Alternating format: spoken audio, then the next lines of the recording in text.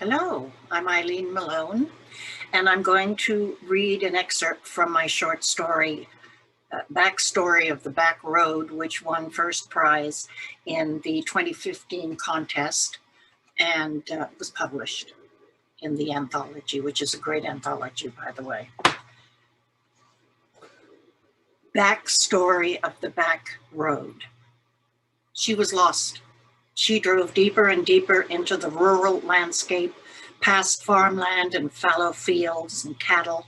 She drove on a narrow two-lane highway scrunched between a tractor and a mobile home, further and further away from civilization. Not even a shoulder in the road where she could pull over and fish her cell phone out of her purse to call her husband. But she couldn't even tell Zach where she was in this middle of nowhere. God, it was hot. She turned on the air conditioner, but remembered it didn't work. Somehow, taking her car in to have the air conditioning fixed never transferred itself from a yesterday list to a today list. It was then she saw the fork in the road. There was a sort of hut or shed with a few pickup trucks in front. She pulled in and parked in the shade under a sign that said, Tiny's Joint. She did a quick rearview mirror check, ran her fingers through her hair, swiped some pink gloss on her lips and cheekbones, blinked her eyes. She was going in. As she climbed out, a warm breeze blew her long skirt apart where it buttoned down the front. She didn't care. Let it settle. She entered the pub through its wide open door. I'm lost, she almost shouted as she looked around. There was a small bar, a couple of old-timers and a woman, no pool table, no jukebox, just about a dozen bar stools and open, unshaded windows, letting in daylight and fresh air. It was clean and it smelled like hops. A man sitting on the bar right in front of her swung around and she almost caught her breath. He was movie star handsome, in a movie star cowboy kind of way. Blue eyes, Paul Newman blue, wavy hair curling at the nape of his neck, brown with streaks of sun-bleached gold. He smiled a Steve McQueen grin. Where are you going? He asked softly, looking directly into her eyes. Douglas? She replied as if a question.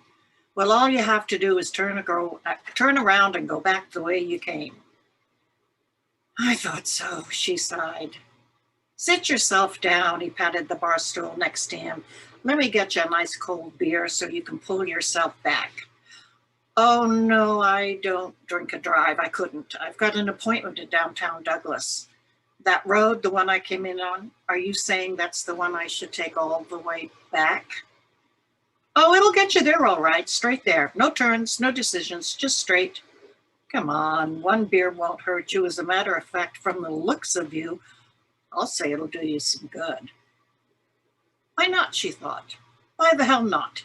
Here she was in the middle of nowhere and offered a beer in a quaint, cool bar by an amazingly handsome cowboy, and she was hesitating. Sometimes she really believed she deserved the misery her daily life doled out for her. Well, thank you.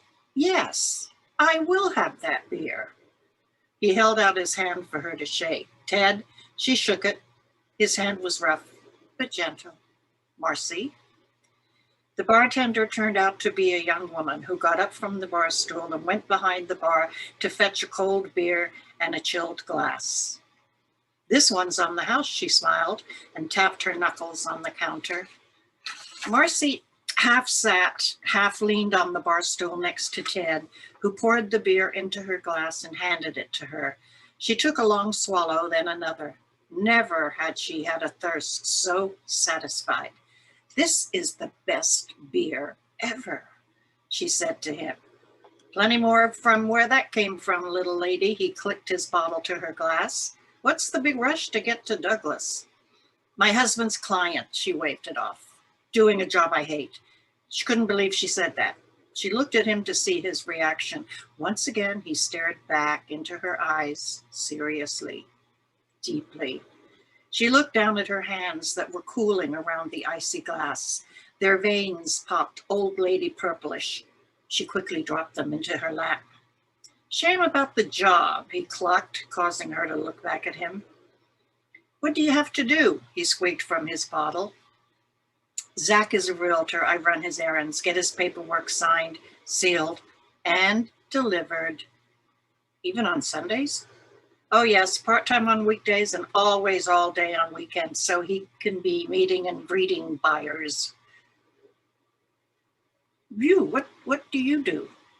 Odd jobs hereabouts, fix farm equipment mostly, help out with the cattle. Folks in these parts keep me busy. It doesn't look very busy out there. Yep, and that's the way I like it. I got a trailer hooked up behind a rancher's big old house. I keep an eye on the house and the dogs when he goes off traveling. I get up when I feel like it, go to bed when I feel like it, eat and drink whatever I want. Life is good. She must have looked envious because he stopped talking and tapped her arm. Hey, look here. Look at me, here, with a beautiful young woman, drinking beer on a warm Sunday afternoon and wondering if she would like another. My goodness, I drank that down quick. She lifted her glass. That comfy feeling that comes with drinking on an empty stomach was settling in quite nicely. Yes, one more shouldn't do any damage, do you think? Just then, two young men in jeans, boots, and t-shirts walked in. They slapped Ted on his back, winked at her, and settled themselves down as the barkeep served up shots of tequila with beer backs. Ted leaned over Marcy, whispered in her ear, looks like the farm job is finished. This place will be full in about 10 minutes. I say we get the hell out of Dodge before it gets dodgy. She could feel his closeness, smell something like sandalwood. He lightly took her elbow. She pushed her glass away. Right, I suppose I should head for home, Ted. I've totally missed my appointment, and it's a long drive, especially over the bridge. Don't leave me, Marcy, not yet. He tipped her chin up with his forefinger. It's still early. We've got hours of daylight. I'd like to show you around. Come on, lock up your car and get on the back of my bike. Your bike? That Harley in front? My God, I'm in a dress with high heels. Just then her cell phone rang out from her purse where it sat on the bar. Oh dear, she said, excusing herself and taking it outside. It was her husband. He wasn't worried, just angry. The clients phoned looking for her. Where the hell was she? Don't tell me you got lost. The directions were easy. When are you coming home? What's for dinner? Dinner every night, dinner at 8 o'clock, eating in front of the television, watching whatever Zach wanted. He always had the remote. She peered through the open door at Ted's back, straight with a slight slouch, kind of sexy. She unbuttoned her top button, looked down at her creped cleavage and buttoned it back up again. She told Zach she didn't know where she was, but she was okay. And on her way home, but stuck in terrible traffic, she ended the call and made a big show of locking her car. Then she walked over to the beautiful silver and black Harley with the cushioned back seat. She knew she would fit perfectly on it. She touched the soft leather. Well, are we on? There was Ted behind her. She could feel his breath on the nape of her neck. She turned into it. What about helmets? She stood face to face, close enough to kiss. It's only the back roads. We'll go slow. Slow. Oh, the implication. And I'm going to stop reading there. And if you want to read the rest of it, you'll have to go to here to read it. Thank you so much for listening, for joining me. And all of those who helped me do this, thank you too.